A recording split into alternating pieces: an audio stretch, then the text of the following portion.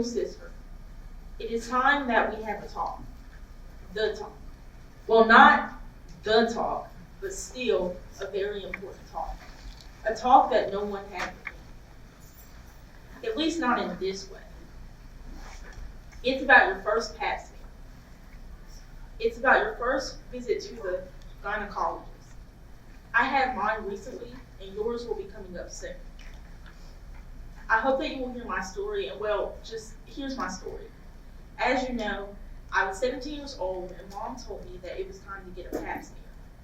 She said that she knew I was ready, and I didn't really know what that meant, but I knew that I had to go along with it. And I already feel uncomfortable talking about my body because no one ever made an effort to make me feel comfortable with it. So I knew that there might be some awkward moments at this doctor's. There was a lot I was misinformed about, but I knew that this was something I had to do as a woman.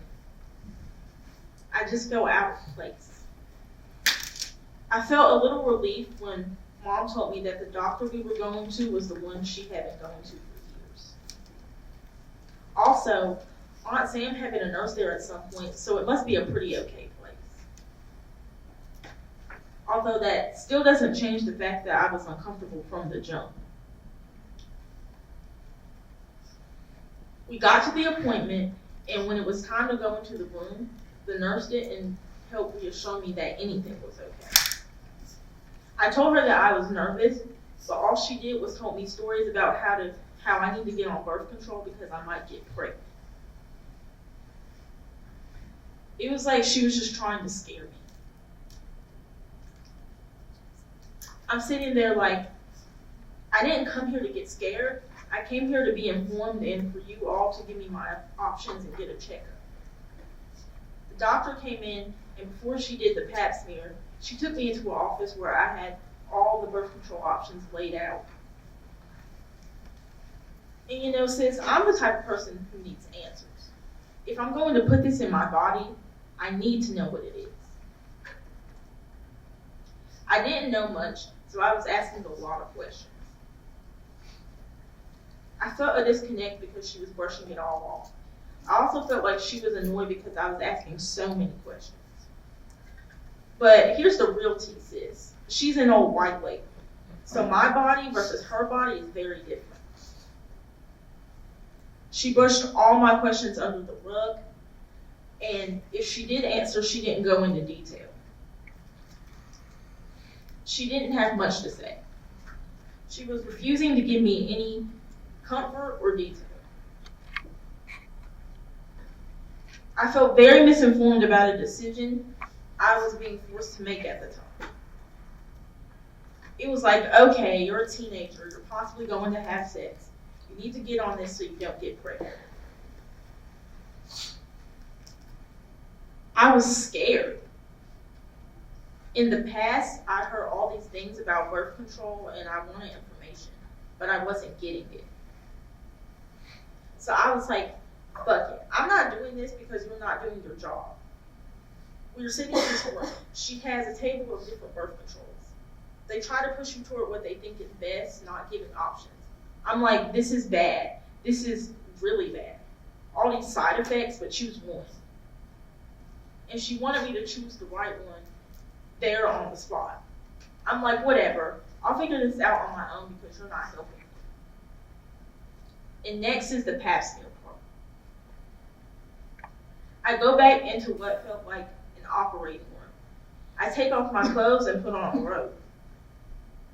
The doctor enters into the room and doesn't say anything to me. And when she finally does talk, she says, lay down and put your feet on the table. And then she had some random nurse come in. It was so awkward. They just did it. They stuck something in my body and didn't tell me anything about it. It was traumatic. I've never met these women before, and they are touching and interacting with a part of my body that is very, very sacred to me. And on top of all of that, I was on my period too. I told her while she was trying to insert the instrument that I'm on my period and I have on a tampon. But she says, that's no problem. and just pulls out the tampon. And I was sitting there in shock. She didn't give me the option to do it myself. She proceeded to pull it out, throw it in a trash can, put on gloves, and keep poking and prodding. It was so terrible. I literally wanted to cry because I was so uncomfortable. She was inside of me swabbing and saying nothing. By the time I left, I didn't say anything for the rest of the day. I was traumatized from the past year. I didn't want to take the birth control. I told my mom I would never go back. I have been to the doctor since then. And to be honest, that wasn't a great experience either. Sis, I'm not writing you this letter to scare you. I'm telling you my story to inform and empower you. You deserve that. I want you to know that you have the power to advocate for yourself and your body. If a doctor or a nurse or any healthcare provider isn't making you feel comfortable or giving you the information that you feel like you need, you don't have to let them touch you. And even as a young person, you have the right to stick up for yourself. And sis, remember how you said you wanted to go into healthcare but you weren't sure? We talked about how in our town we've never seen any black doctors, men or women. Remember that. I want to encourage you to stay on that path. You are strong.